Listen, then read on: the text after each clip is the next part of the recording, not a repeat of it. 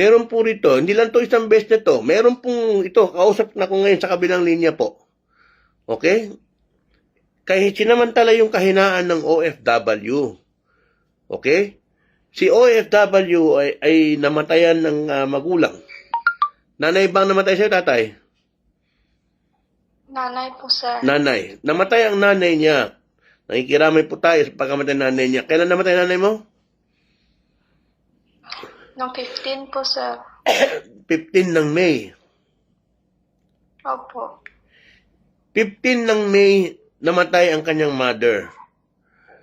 Siyempre, naghahanap po siya na mahingan ng tulong. Meron po siyang nahingan ng tulong na nagsasabi na yung pong nahingan niya ng tulong ay taga-OWA. OWA Cares. Nagpakita pa ng mga dokumento, mga emails, na mga ano-anong mga katibayan para mapaniwala yung worker sa kanyang inilalapit na problema na siya ay tutulungan. Okay?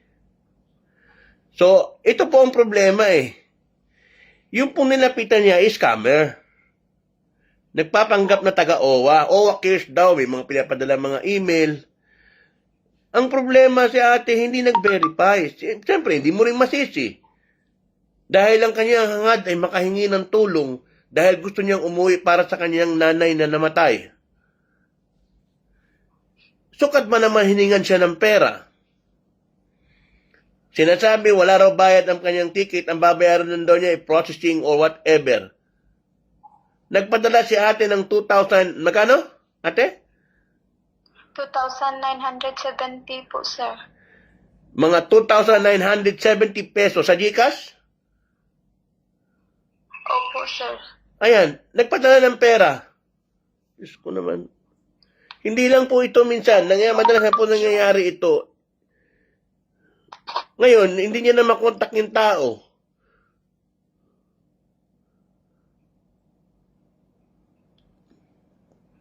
Itong mga pwede lang makamura sa inyo eh. Itong mga scammer na ito eh. Wala na kayong patawad, pati itong mga kababayan tinaghihirap na problema, mahingi ng tulong, sasamantalahin nyo. Mga lintik kayo. Ano po ba nangyari, ate? Paano po, ikwento mo nga sa akin, paano nyo nakilala ito na nagpapanggap po na talaga taga-OWA sila? Nakuha ko po, sir, sa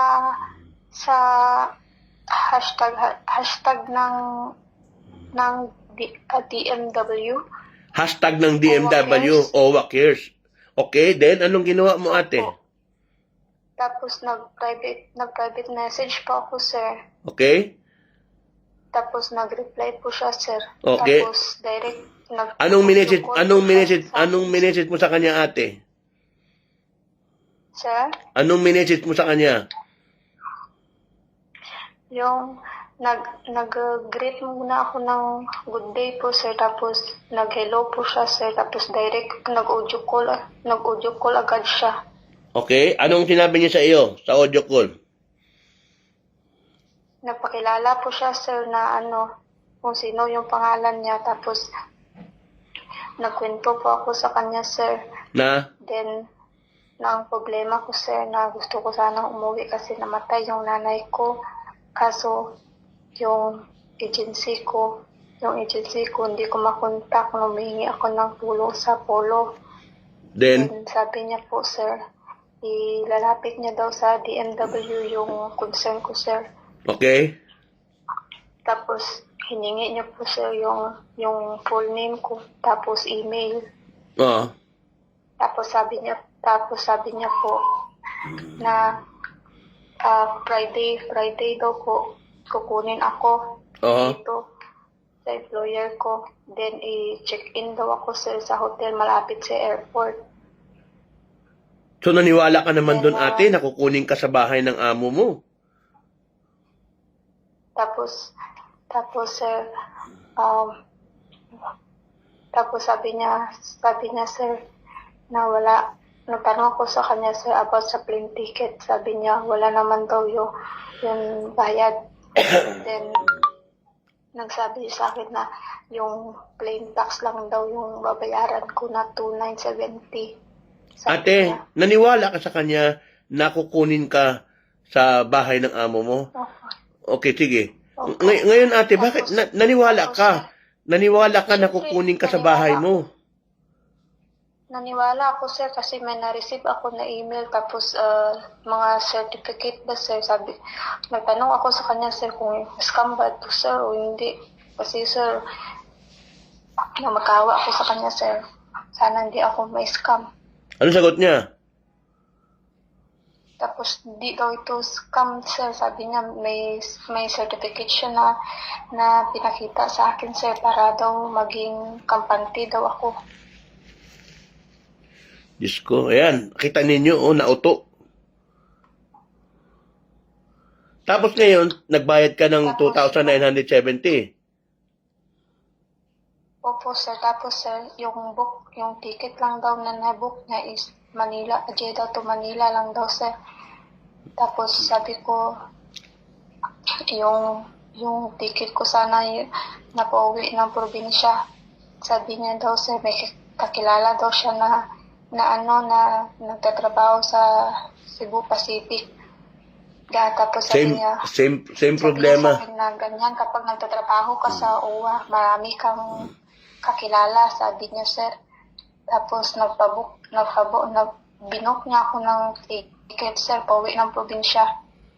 Nagulog yung kapatid ko ng 2,830. 2,830 pesos sa kanya. Opo, 2,830. Tapos, Ticket ko pa, napamalo po sir. tapos, Nagbayad po, naghulog po yung kapatid ko sir. ngayon, ano nangyari pagkahulog?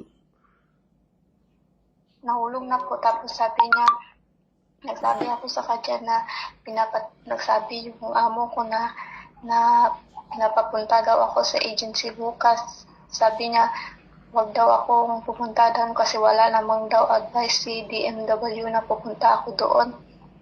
Sabi niya na baka daw papirmahin ako doon sa agency, hindi na ako makauwi. Sabi niya sa akin sir. Then, sabi niya daw sir sa akin na 6 a.m. ng umaga bukas susunduin ka. Hindi ka sinundo, di ba? Walang sumundo sa iyo, di ba? Sir? Walang sumundo sa iyo, di ba? Wala po sir. O di ngayon, after nung walang sumundo sa iyo, ano naisip mo? 4:30 sir. Ano naisip mo ngayon nung walang sumundo sa iyo? Na-scam po ako. Nakontak pa siya, hindi na. Na mga 4:30, past 4:30 po kasi sir, hindi ko na siya makontak. Kontak ako ng kontak sa kanya din. Pagka 5, na-block na po ako.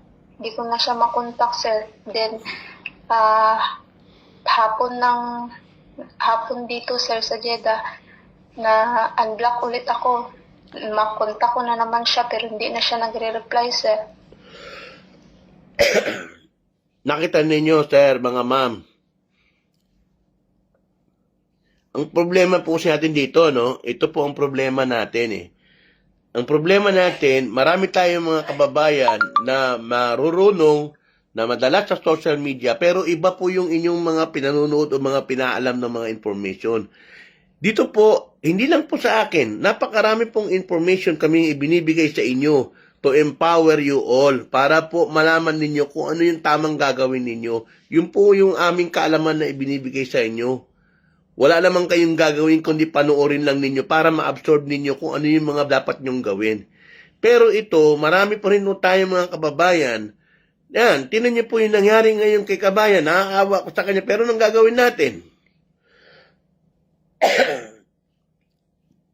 Na-scam siya ng 2,980 something pesos sa nagpakilalang taga-OWA. Di ba lagi ko naman sinasabi po sa inyo, the only way na makakausap po ninyo ang OWA ay sa pamamagitan po ng hotline ng OWA.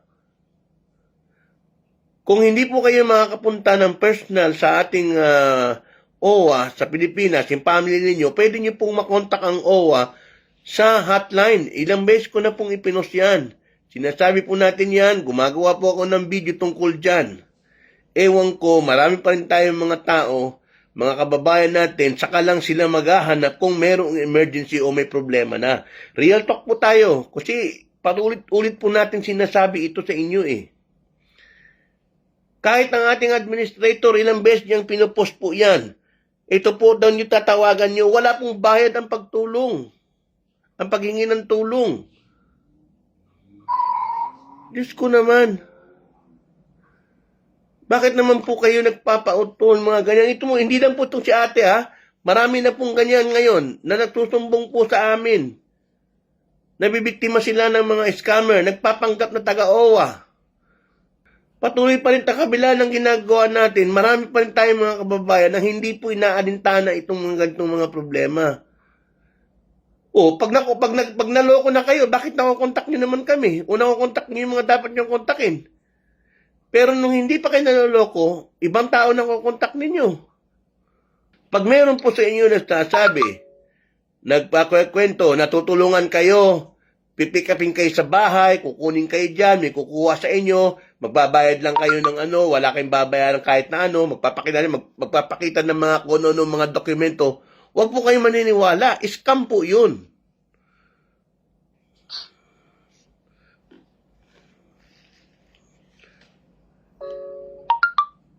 Kung sasabihin sa inyo kukunin kayo sa bahay ng amo ninyo, huwag po kayo maniniwala. Bawal na bawal po yun. Walang pwedeng kumuha sa bahay ng amo ninyo. Bawal po ang rescue.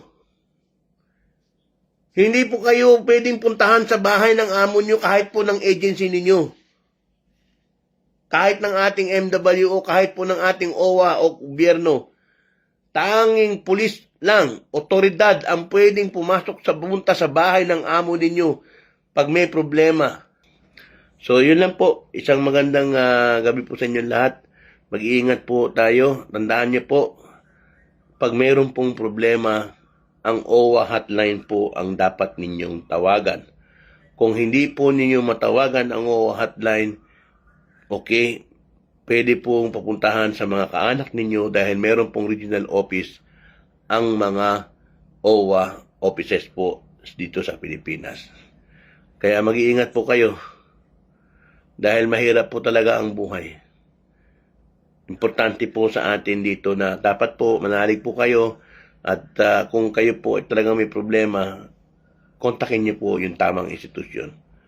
Ang OWA hotline po nandiyan po. Ang ating OWA nandiyan po, meron pong OWA hotline. Okay? Yan lamang po. Isang magandang ating gabi sa Pilipinas at gabi sa inyo dyan sa Bitang Silangan and Asia. Mag-ingat po kayo. Ito po si Kabong. Assalamualaikum warahmatullahi wabarakatuh.